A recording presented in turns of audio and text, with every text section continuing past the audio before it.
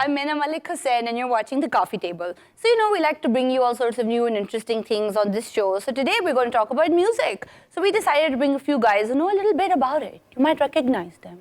So joining me here today on the set is a music producer who's worked on a bunch of films and worked with every indie band that you should know about in Pakistan. And I'm pretty sure you've heard his music before. We've got Jamal Rehman on the set. And then we asked this Harvard dude to come and talk to us about the music he makes. I'm just kidding, you know who he is. It's Ali Sethi. Hi guys, welcome to the show. I know, it was very cheesy, but I really enjoyed it. So, this is really fun. I'm really looking forward to this. I can't play any music, but it's good to be with people who know what they're doing. You can enjoy music. Yes. That's the point, right? Indeed. I'm one of them. I'm the listener.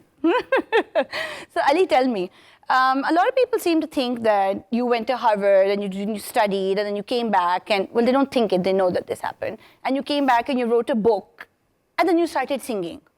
But that's obviously not true. Well, I mean, that's a revisionist perspective. It sounds like yeah, you just I wasn't kind of singing started. publicly until I was about, in my sort of mid to late 20s. I didn't start recording and releasing stuff until that time. But in a way, I've been preparing to be this kind of singer my whole life. Right. When I was a little child, my grandmother, my nanny used to take me to Majalis in the walled city, to my grandmother's mother's Haveli, Mubarak Haveli, where the Zuljanar procession begins. And I remember listening to Marsiyas and Nohas and being really riveted by that, the musicality of that, how the Zakirs used to pitch their voices, So I used to, on my own, practice that sometimes, sing those things, recite them, the way they used to make their voices ululate, to try to get that right. I also grew up in a house where there was always, my mother was playing Qawwali, Kafi, Ghazal, all of this stuff. And as a kid, I was made to, when there would be guests in the house, she would summon me. I come from a family of performers and kind of hams, as it were. And this is the favorite thing that Desi parents like to do. Now come and sing, come and sing. And wo bhi, like 6-year-old Ali, come here and sing a few lines of Ghalib for this white person who's visiting who has no idea what never know the reference. We do this too here. So even the children know poetry. Right. So I was a Hafiz-e Ghalib and a Hafiz-e Bulle Shah by the time I was 10 or 11 years old. Excellent, wow. So I was and I used to listen obsessively to a lot of this stuff as well, because somehow I have a kind of geek brain that is, I like figuring things out. I like to be engaged with the science of artistic things. How it works. Right. The algorithm, I've now started saying. Because really that's what Desi classical music is about. It's about melodic improvisation and rhythmic improvisation, counter melodies and counter rhythms. But also within a certain framework. Exactly. So algorithms are exactly that, right? They're sort of like within a certain framework. Yes. You get to be innovative, inventive, and you improvise intuitively, but you sharpen the intuition to the point where it seems new and yet it's following a certain pattern or progression. But in order to do that, you have to really it has to really get under your skin to be able to work with it in a natural way. Young people message me on Instagram, etc., students, and they say, how can I, become a singer? I want to learn this kind of singing. And I want to say to them that there's, broadly speaking, two components. One is theoretical learning, and the other is practice. So the first component, theoretical learning, I didn't have access to growing up in Lahore, unfortunately, in the 1990s, right? Because the gharanas had more or less vanished, patronage had dried up, there were no classical music institutes. There still are not many thriving classical music institutes. There was no tuition center, unlike there are in neighboring countries. And with Eastern where you can music, go and learn sitar and veena and tabla and and also quote unquote respectable people get to do it. That's quite important. That's something that and also Eastern music, you have to learn from a teacher. You can't necessarily go into a classroom and learn it. So it's not a notated music. That you could it's go not to. a notated music. It's not written down. Right. We in South Asia didn't develop a script for this music, which has advantages as well as disadvantages. Right. The advantage is that it's not mechanical, right? So it's actually very, very subjective, and you can make it, imbue it with all kinds of hues and touches and things, which is why it's actually a very cosmopolitan music. It is a music that has been formed by the confluence of Turkic, Persian, Arab, and Indic cultures over a 1,000-year period. But it's still an Eastern sort of melting pot of Absolutely, influences. which is what makes it so interesting, right? Yeah. So anyway, just want to wrap up my little bit about how I'm this, not actually a dilettante who sort of decided to. I had practiced a lot of this stuff by the time I was, a teenager. Right. But there was no stage, no place to go to perform it. It wasn't formalized. It wasn't It was more of a formalized. hobby. Exactly. It was a passion. Right. And More just than as a lot of hobby. Jamal and I kind of knew each other when we were at school together. And I used to sing this stuff then too. Like we did some plays and theatrical productions where on the sidelines, Jamal would pick up a guitar and sit and jam. And I'd be singing a lot of this stuff. So it wasn't until I got to college that I finally felt I had the license to pursue this. I went to HSN College here in Lahore, which is a revered institution. Alas, when I was there, there was only economics and physics and math and debating and sports. There was no opportunity to do music, and it's not certainly really not classical seen. music. It's not really seen as something that boys necessarily need to be doing Or should be doing. as well. Right. So Jamal, tell me, from sitting and jamming in your school days, you are now a music producer, one of the very few that we have. Well, there's actually quite a few more now. I think the newer generation has kind of bought into the idea of what it means to be producing music. But what does it mean? I mean, I started out professionally doing this about 10 years ago, and tab koi nahi tha as such. Like, I think Mikhail Hassan, Yeah. maybe... That's the one that comes to mind. That's the one that comes to mind, and he was sort of the one that you'd look at and sort of check what sort of precedent he'd set up for young people getting into music, setting up studios, and then going and producing music. But my sort of backstory is pretty, it's run-of-the-mill. Ghar was filled with music. We also had like a big sound system, like a big cassette collection. Deck. Jo hota tha We were hamesha. talking about the deck. We had the double deck. and- Double cassette. Yeah, we used to make mixtapes and whatnot, and Gadi maybe. So there was a lot of music in the house, and my parents, who were also friends with Ali's parents, Of course, all had Lahore this being like this. they all had this like similar taste in like Eastern Western music and a big mix of both. So there was always something happening, and there was a lot of activity. My parents also used to patronize local singers. Pathan Khan used to come. Sain Zahoor used to come, amongst other luminaries. So it was quite a sort of musical household. But what does production entail? And you've worked with a lot of artists that make Western music and they make Eastern music, and you're a musician yourself. You're a guitarist. Yeah, well, it's a funny story, that one, because I picked up the guitar around the same time that I got a computer, I got a PC, and I used to go to Hafiz Center to shuffle through random CDs, and I picked up one music CD that had all this music software on it. And I just picked up the guitar and I said, okay, let's try to like record whatever I'm doing. So it was a journey that started in parallel with learning to play an instrument. Oh, that's so fun. So age 14 onwards, it was just journey of learning the instrument itself, learning music theory, but then also how to capture and record. But how did you learn the music theory? Did you just the internet? Well, in that time, we had more sort of we had guitar tabs on the internet, which were very, very simplistic. Okay. It wasn't music notation, so there was no concept of time on them.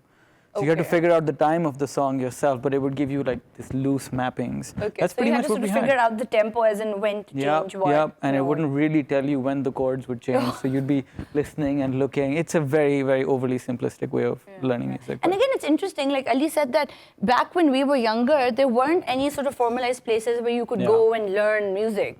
Because there's still there's still access. And in fact, in a way that that you also mentioned, Ali, like a lot of music learning back then was about asking other people who had learned, and you could get different kinds of influences from them. So a lot of learning period. I remember sitting for my SAT exam, and that too was a process of like trial and error. You have to ask people, do you have photocopies of old books and things? How did you score this? Like knowledge, like getting knowledge. It was just.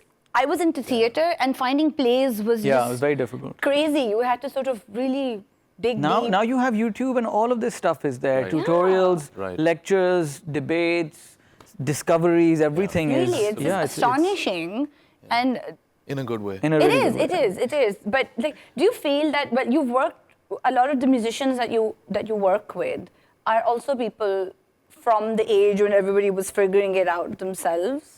Would that be I've actually been very fortunate to work with younger musicians a lot, like people in their early 20s. And these are kids that have just, their understanding of music and their sort of exploration and exposure to music internationally is far and wide.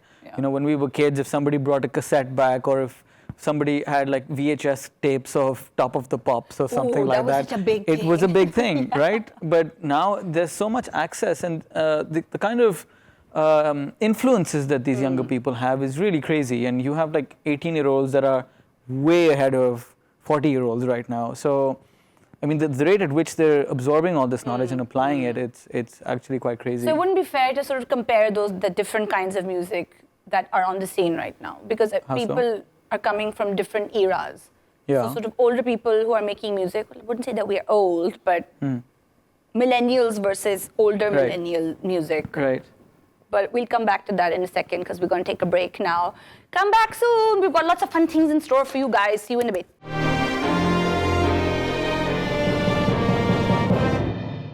Hi, welcome back to the coffee table. We're talking music with Ali Sethi and Jamal Rehman, and it's getting interesting. So tell me, Jamal, we were talking about how younger musicians take music in a different way, Yeah. as opposed to slightly older ones, such as ourselves. And you know, Yeah. like back in the day when you loved a song, you had to rewind it and you had to wait. Yeah. So like I really feel like if you loved a song, you were like really committed to the song. But now it's so easy. All you just do is like press a button. Well, and I mean, it comes back. there's obviously advantages and disadvantages to having instant access to Yeah. knowledge, information, etc. Obviously, every generation will then take whatever they get with certain amount of ingratitude. But obviously, there are driven individuals, and I think in music, I find some of the kids that I've been fortunate to work with have a drive, have a passion to learn. And I recently hosted a really kind of small 4-part workshop on music production, and I just posted one video on my really limited reach on Instagram, and I was like, I had 1,000 messages, "Ki Really? please just teach us how to do this. And there's actually a lot of interest out there, but I think you can't get away from the age-old sort of ustad just relationship. the sort of thing that you just You need sit that, yeah, down mentorship. and You need that. And it's not a quick fix. It's not that you pick up your guitar and you just become a singing sensation on the internet. Right. There's a great deal more to it. And often I think that people tend to think of music as something that it's just talent and it just happens. But there's such a lot of hard work. Exactly. There's such a lot of hard work involved in that. And Ali, you've been training with your ustad for like at least, 10 years now? How many years? I've been training with Ustad Nasiruddin Sami Saab for more than 10 years now. I've been training with Farida Khanam ji for about, especially the last 3 to 4 years, have been pretty intensive. Yes. Today I was sitting with her for 2 hours doing a rag, that I'm interested in.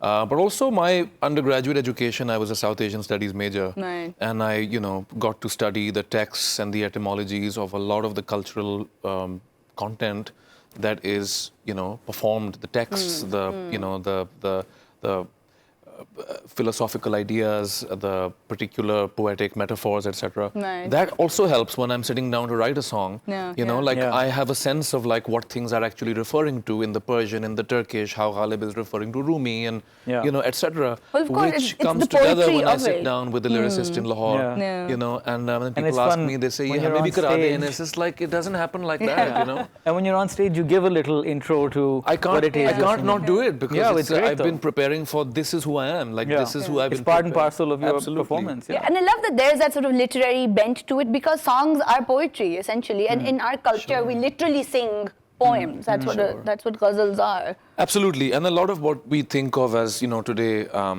as classical music or even as semi-classical music, ghazal, tumri, qawwali, kafi, etc. When we listen to the recordings of the great maestros and maestras, the people who have the great 20th century singers, who have our grandparents and our parents grew up listening to, we tend to forget that their audiences were literate. They were versed in what was being performed, right? Yes. Right? There was what Farida ji keeps referring to as a mahal, Right. which for the An longest time atmosphere. I thought of it as atmosphere or environment, but actually I think now I've understood what she means is community.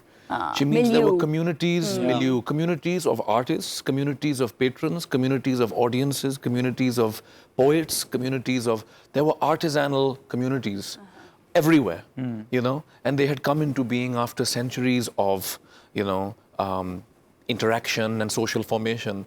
And unfortunately, we in Pakistan in particular, over the last 30 years, I think, have lost a lot of that community. khazana. It takes a long time to build those communities, and in a single generation you can wipe it out. Which is I despair because I feel for a lot of traditional music, not even just classical music, but traditional music that has been the life force of our identity in a way, is really endangered.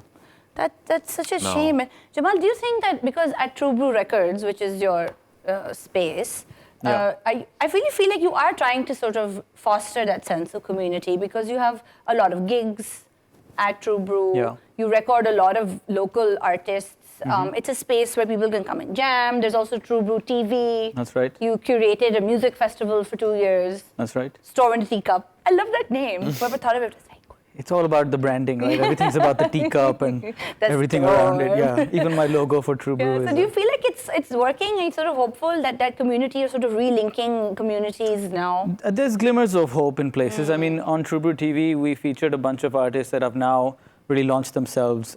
Sakin is a band. I think they're going to be featured on Coke Studio. Okay. They recently did Sarmat Khusit's score for one of his films is coming up.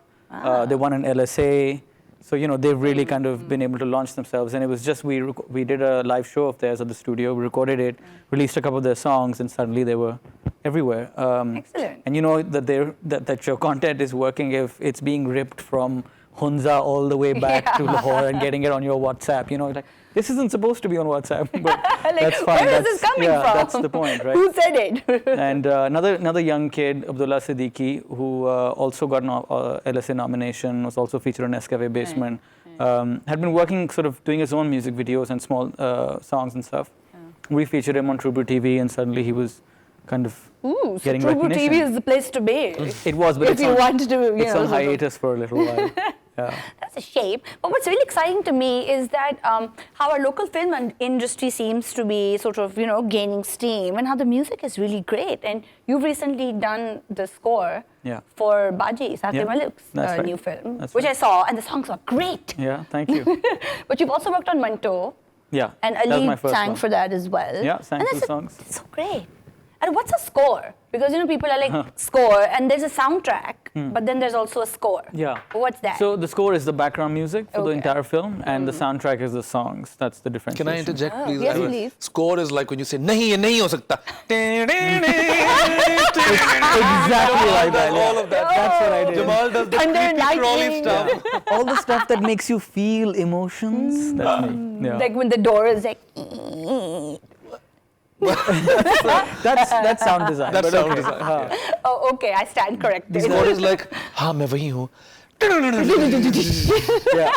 It's like the complementary musical illustration of what is going on emotionally. The stuff that isn't said in the dialogues is said in the music. Yeah, like 10 and 10 and 10 and Exactly and like that. three times this The the zoom camera in, comes on you. Nagin ho. It's like that score. That's what Jamal does. He does it, and I can just see him in the studio, sort of shaking things and rattling cans. That's sound design. You have to that differentiation is important. Oh man, so it's all wrong musical guy. generally. It's not like sound effects and things and pots and pans and stuff.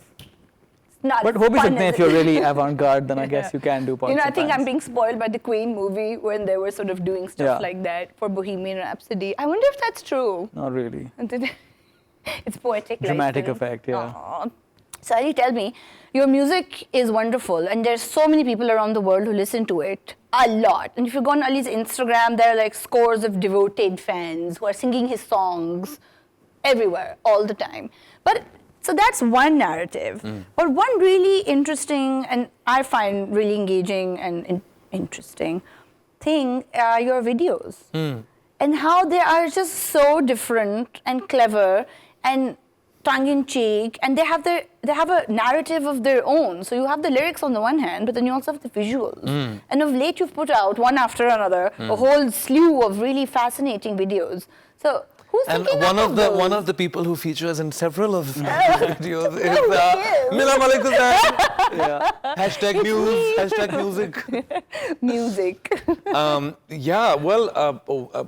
One thing that's happened, a great thing that's happened in my life is that I've started to work with one of my idols, really, somebody I've admired for many years, a music producer called Noah Jodson, Yes. who lives in Los Angeles. Okay. And who's, done amazing work. He did the title track for Narcos, which is a show that a lot of people have seen. Yeah. He's produces really interesting artists. He's won many awards, etc. But I heard his music when I was walking around in London one summer 5 years ago, and I went into a really fancy French clothing store to buy a hat. And it's one of those stores where the music is also designer music, right? Yeah, So they've like, curated as the you step in, you music. feel like you're in a hashtag manga zone, You feel so obliged to spend It's a money on chic something. place. Because if you leave without it, it'll feel like you've just violated your ancestral memory or something. So you have to, so I was in there and there was Were you this wearing your golden song. sneaks? I didn't at that time have the resources to buy golden sneaks. The- वो hit होने के बाद. Oh, indeed. Sorry, no, I'm not a hit. Fake modesty. So I went in there, I heard this sound, and then I Shazammed it. And then I obsessively downloaded everything he'd done. And then stalked him on the internet for about 2 years, couldn't find him. 2 years? All authentically cool people. He was not on Facebook, he was not on YouTube, he wasn't on Instagram at that time. Oh, wow. So anyway, I did like a mini PhD on his life and work and whatever, and got through to him eventually and sent him some of my stuff. And last summer, started recording with him in LA. Wow. And How was only last that? summer, it was incredible. I've never worked in that kind of studio before, where you have instruments from all the way from an upright piano from 18 something that we used in Chandni Raat, Yes. with its particular creaking cricket sounds and its gorgeous timbre, to like marxophones and. What's a marxophone? It's like the most bizarre surmandali kind of instrument that was played in Europe in the 1930s and 40s, but now nobody plays it. We use that for a ghazal that I composed. So the music itself has been really, it's a new space for me. The kind of music I'm making with Noah is very interesting and new for me. I wanted to match that, I wanted to illustrate that novelty with visuals. I wanted the visuals to complement the novelty aspect of the music.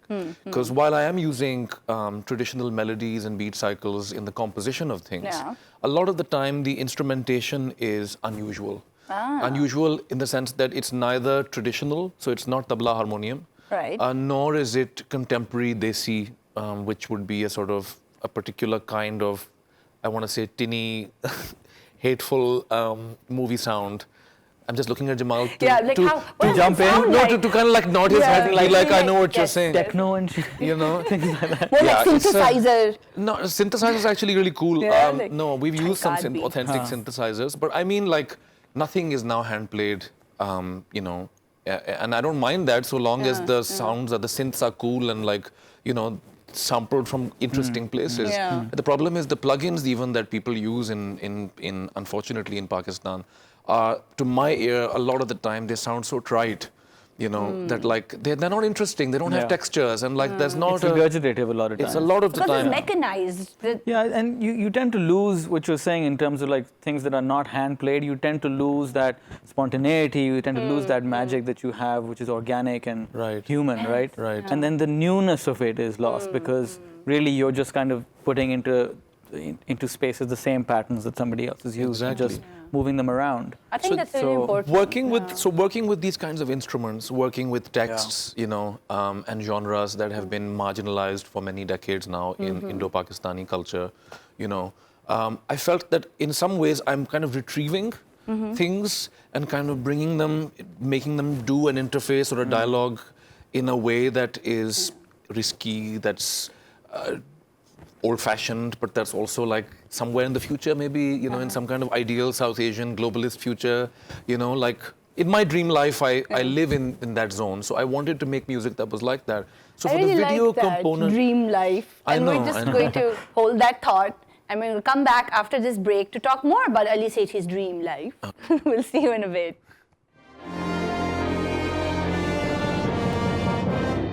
Hi, welcome back to the coffee table. We're talking about Ali Sethi's dream life as it manifests in his videos. It's not as Freudian as it sounds, but you never know. maybe it is. But maybe it is. I was just saying to Yeah. you in response to your question that the new music I've been making in Los Angeles is about trying out new sounds and bringing the old and the new into a kind of dialogue, into a creative And then dialogue. that kind of reflects in the visuals as well. Like Exactly. the video for Ishq, for example. Yeah. It's the most unique thing I've seen in a while. Right. With all the dancers and hands, sort of Right. background, the lights and things, and it's Even the video so for Chandni cleverly Raat, for done. example, that Yes. my friend Sarmat Khusat has made, Yes, is yes. really interesting because It it's like, is. it's like this, could, basically these videos can be interpreted in multiple ways. Yes. And I think the texts that I work with are always dealing in metaphors, right? So like, the point is to make videos that also speak a kind of deliberately ambiguous language. Yeah. Because one of my great missions in life is to reintroduce that constructive ambiguity that has been at the heart of Sufi literature, of ghazal poetry, etc., that you can interpret it as a romantic poem, as a political statement, Yes, as quite a, right. that the beloved is deliberately ungendered, so Yes. many people can participate in that love fantasy or love letter or whatever. In a place where tolerance vanishes, where borders, national borders, boundaries between castes, between classes, between people with different identities have become more and more rigid, Yeah. I feel that this kind of strategy for music and for visuals is actually helping me bring a lot of people from disparate, ideological, social backgrounds together. So And the I feel music and the it's videos working. get to be those. I'm getting that response, so I'm very happy. I feel It's that great. that's... And it sort of really just reinforces the idea of music being universal and for everybody. So you don't even have to necessarily know what the words mean or understand the language, but it can just take you away. Sure. Great. So tell me, you've got a new video that you've been teasing people with little bits from. It's called Dil Ki Khair. Yes. Yes. And you've composed it yourself? I have composed it myself. That's very lovely. I've arranged the music with Noah as well. It's a kind of, there are a number of components to it. The beat is reggaeton, which is a trendy sort of dance music beat right now. Yeah. Except we got a really great, two really great drummers in LA to play this. And then I figured that actually reggaeton meets bhangra in some alternative universe as well. Yeah. So why not bring in a bhangra dhol at certain points as well? And so we reconciled the dhol with the reggaeton. And then we threw in some sort of Helen and Shammi Kapoor era trumpets and horns great. over the That's whole that thing. little retro. And sort of Persian violin. Yeah. And a 1970s EP that we played over it. And then I composed this in a rag that I've been studying with Farida ji for the last 3 years that I Wow. love. And it's a rare rag because it doesn't get used much. What is it called? It's got an interesting name. It's called Desi. Okay. But the full name is Desi Todi. And Todi is a Okay. family of rags that have a particular melancholic daytime sort of feel. The designated hour is din, is morning, afternoon. This is an afternoon raga. I love that, how ragas are sort of, there's a time for all of different kinds of ragas at different times of because day. in how they were created and their intention is emotional, right? So it's supposed to induce a certain effect. Right. So when I was starting out with my sort of obsessive quest to understand and perform ragas, I used to wonder how do you describe a rag? And I could never find an adequate description. People have described it as a melody. They've described it as a series of melodic phrases. They've described it as a melodic structure. None of that felt adequate because the more I learned about ragas, the more I came to see that they're like spirits, they're like beings. One rendition of a raga or one performance of a raga may be completely different from another rendition of the same raga. How can it be that it is the same thing and But yet also not the same also at not all. the same at and all? like you said, that sort of human quality Yeah. to music. You take a set structure, but everybody brings its their I'm going to do a own little flavor to illustration it. for you. Okay. This is what is called a scale, Okay. right? Is a series of notes in a particular order. This is a scale, right? And we have a word called thaat for scale. Okay. In Desi music terminology. It goes like this.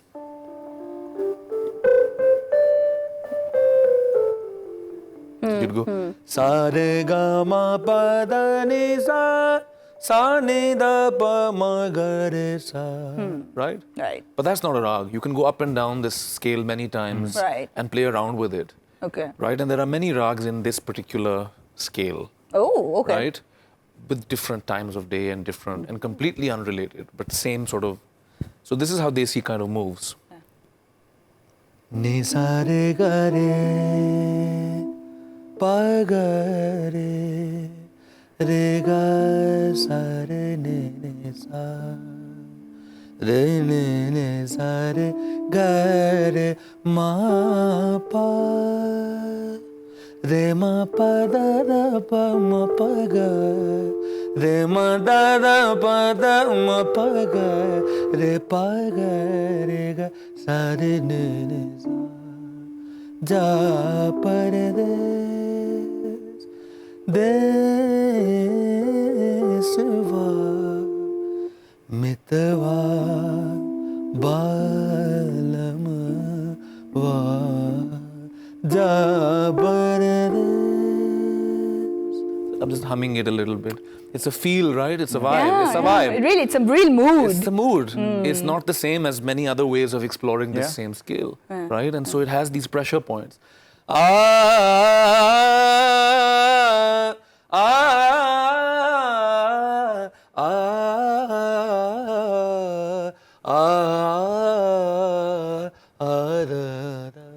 Right?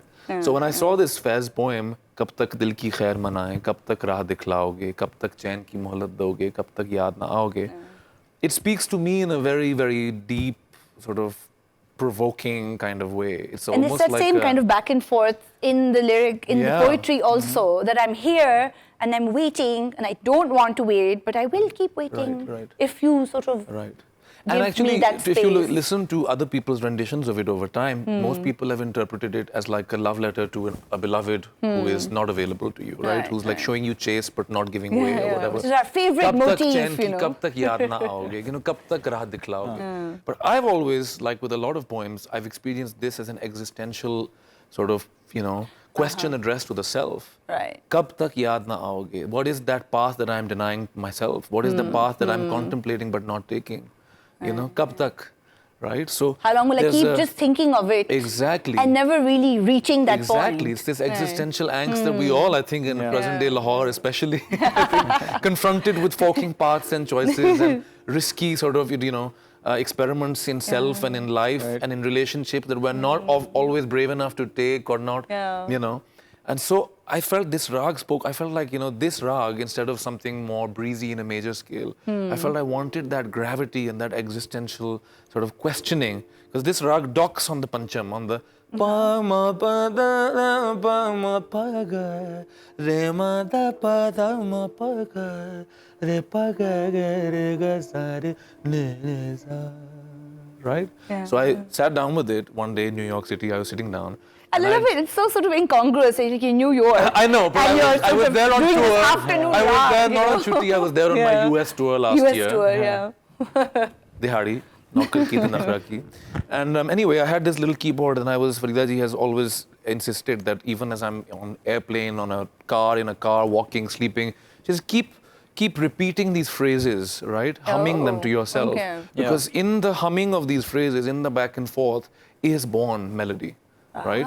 So in this particular rag, I started to hum the Kab tak dil ki khair manaye, kab tak dil ki khair manaye, kab tak raah दिखलाओगे, कब तक चैन की मोहलत दोगे, कब तक चैन की मोहलत दोगे, कब तक याद न आओगे, कब तक दिल की खैर मनाए, कब तक दिल की खैर मनाए. Sare ga re ma pa ga re ga sare re re sa. Yeah, and then threw in all that crazy world music. Yeah. So, It's just going to be a fantastic juxtaposition. And it's coming out this weekend. Can't wait. Yeah. Yes, that was so lovely. Okay, Jamal, should we do the chords for Aako Chahiye? Yeah, let's do it. Let's do it. We've got another collab going on here. So the advantage of having two musical powerhouses on the sofa is that they collaborate. They make music together, which is quite magical. Yeah. So Jamal, you and Ali have worked together for Manto as well. You did two Yes, songs we did. for In the film. fact, several years ago, Ali and I worked on your first song, I believe. Yes. Farida ji's Dil Jalane Ki Dil Baat. Jalane Ki Baat. After which, Sarmad Khusat heard the song and decided he wanted to work with us. He, I think, wanted to have that similar sort of vibe that we'd come up with. The And magic. he got in touch, and it was a pretty long drawn process in that there was a lot of discussion, there was a lot of meetings. We did a separate time period where we were just doing the songs, and then I moved forward to doing just the score. So there's like different stages when we're working on Manto. It was almost like a year project. Wow, because you know, even especially with the score, I imagine that that's a narrative of its own and needs time to be created, the same way you would write anything. Right, absolutely. So it took us about 5 months to do the songs. It was 4 songs. A lot of deliberation, a lot of back and forth, a lot of recording, re-recording, and then it took about 4 months to do the score. Wow. And then post-production mein kuch aur tweaks and things like that.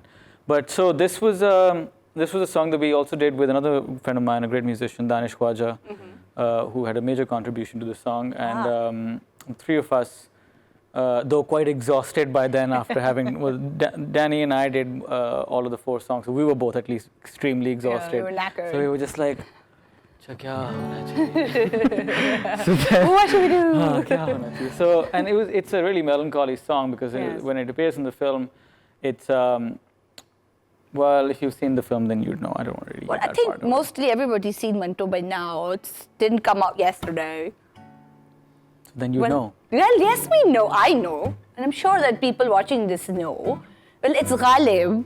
And of course, Ghalib can be super melancholy in the best way. And this is... Aako chahiye. Yes, thank you. Shall we? Hit it, boys. Aako chahiye. Aako chahiye. Ek aur asar hone tak kaun jeeta hai, kaun jeeta tere zulf ke sar hone tak aako chahiye.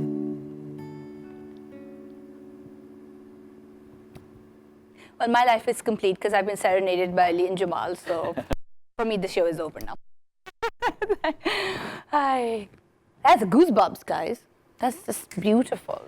I believe if memory serves me, when I was actually finishing recording, we recorded a lot of overdubs with the sarangi, and that sarangi was then taken and kind of digitally pitched downwards, which created these strange kind of resonant artifacts in the audio. Wow. And I was quite surprised when I heard it because it was just an experiment. I was just messing around with it. And then when that part plays, that kind of sarangi descending line, I literally got goosebumps. I was like, this is it. Oh my God. This is it. Oh my God, that eureka moment. Yeah, exactly. That's just fantastic. You know you stumbled onto something good then. Yeah. Oh, that's the best part. That's the beauty of creativity, you know. And on that note, thank you so much for being on the show, Ali and Jamal. This was wonderful. I've never been serenaded on a show before. Thank you all for watching. If you're watching this on YouTube, like and subscribe. Obviously, you are probably already following these two on SoundCloud and Instagram and whatever there is. But if you're not, get on with it. Thank you so much for watching, and we'll see you next time. Bye.